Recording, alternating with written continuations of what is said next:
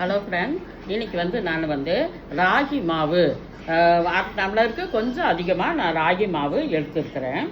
இதில் நான் ஒரு புளி முருங்கைக்கீரை, நல்லா ஃப்ரெஷ்ஷு முருங்கைக்கீரையை நல்லா கழுவி இங்கே வச்சுருக்கிறேன். அந்த முருங்கைக்கீரையை நம்ம இதில் போட்டுக்கலாம்.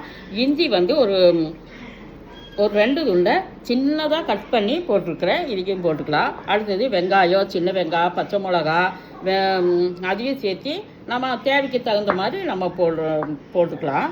அடுத்தது நான் ஒரு தக்காளி பழத்தை சின்னதாக இப்படி தக்காளி பழத்தை நான் எடுத்து வச்சுக்கிறேன்.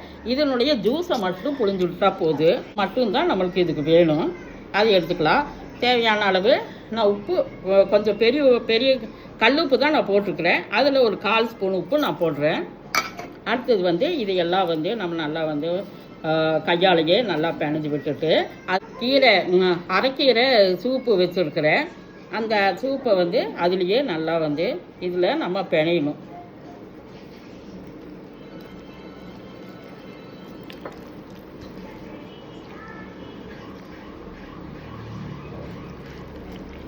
பிணைஞ்சிட்டு நல்லா கையிலேயே நல்லா பிணையணும். பிணைஞ்சிட்டு எண்ணெய் இப்போ ஊற்றிக்கிறேன். இதில் நான்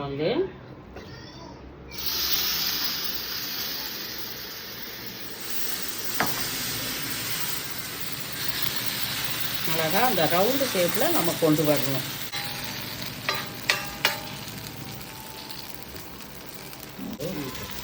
இப்போ தோசையை நம்ம ஊற்றிட்டு ராகி ரொட்டி இதுக்கு பேர், அது மூடி வச்சுக்கலாம்.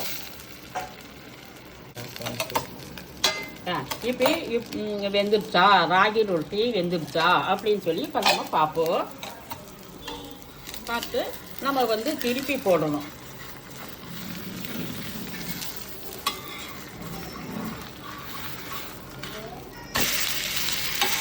நல்லா சூப்பராக அழகாக வந்துருக்குது.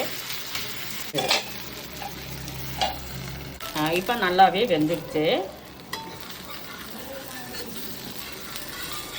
இப்போ நம்ம ஆஃப் பண்ணிக்கலாம். ஸ்டவ் ஆஃப் பண்ணிவிட்டு சூப்பராக வந்துடுச்சு. சூப்பராக இருக்குது. செஞ்சு சாப்பிட்டு பாருங்கள். இதுக்கு எந்த சட்னி வேணாலும் செஞ்சு சாப்பிட்டுக்கலாம்.